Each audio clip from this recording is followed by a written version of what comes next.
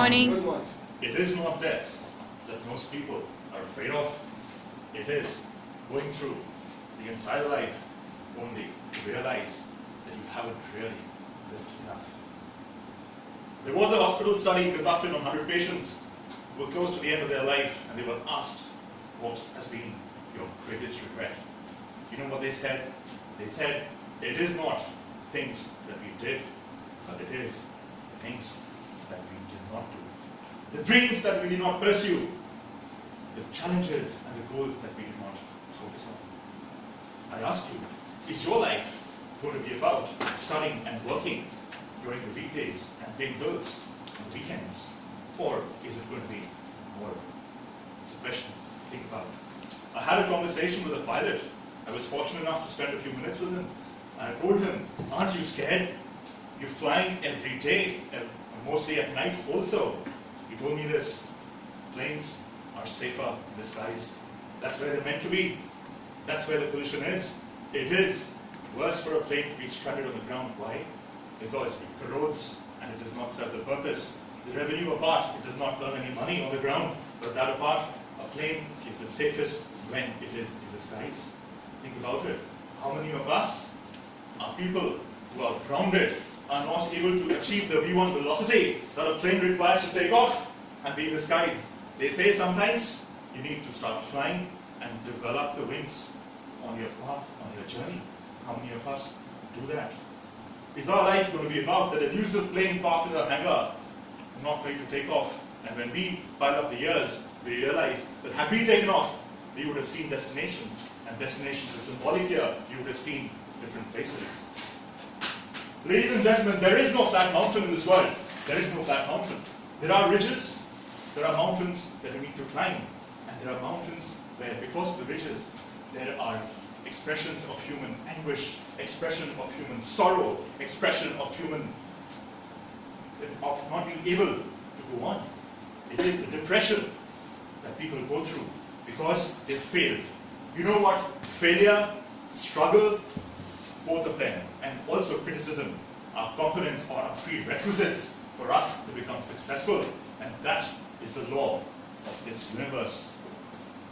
It is for us to challenge ourselves, to challenge the mediocrity. Most of us are in a mediocrity and to embrace excellence. How many of us would do that? How many of us would do that and wake up at 4 o'clock in the morning and have a morning coffee when the world is sleeping because we have a goal to achieve? Not many of us. We would rather be happy snuggling into our quilt and wait for that morning alarm which snoozes and press the snooze button for another 10 minutes because we feel the 10 minutes we'll be more rested in the 10 minutes than the 8 hours that we slept previously. How many of us do that? It is for us to challenge ourselves. If you look at an iceberg, 1/9 of an iceberg is above the water. The 8/9 is the triumph, the tribulation, the sorrow, the dedication, deference that people go through before achieving that, what you see. Nobody talks about their failures. Colonel Sanders, who developed KFC, had so many failures in life. Nobody talks about failures. About 2,000 times people told him no. Did he wait? Had he waited at 1,900, we wouldn't have had KFC today, as we know it. But he went on. The perseverance, the power of us to be able to challenge mediocrity and move on. Not all of us have that. Beyonce told she can't sing. Steven Spielberg was out of school, of film school. He said he's not capable of doing that. Oprah Winfrey was told in the film studio that she's not capable of hosting a program. Look at her today. Look at these people.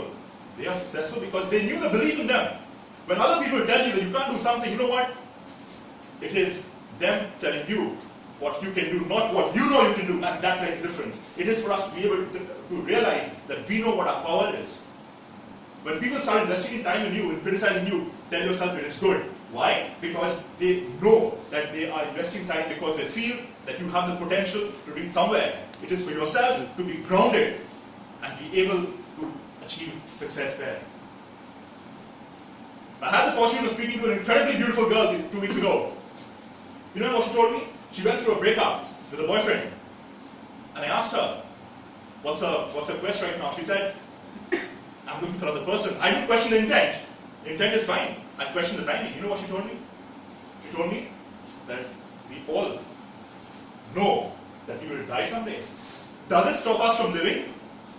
The fact that I've had a breakup is no ground for me not to seek another person.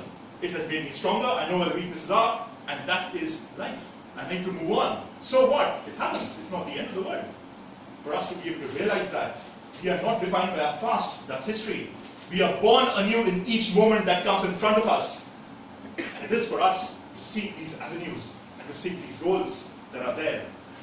When somebody asks me that, what is your strongest motivation?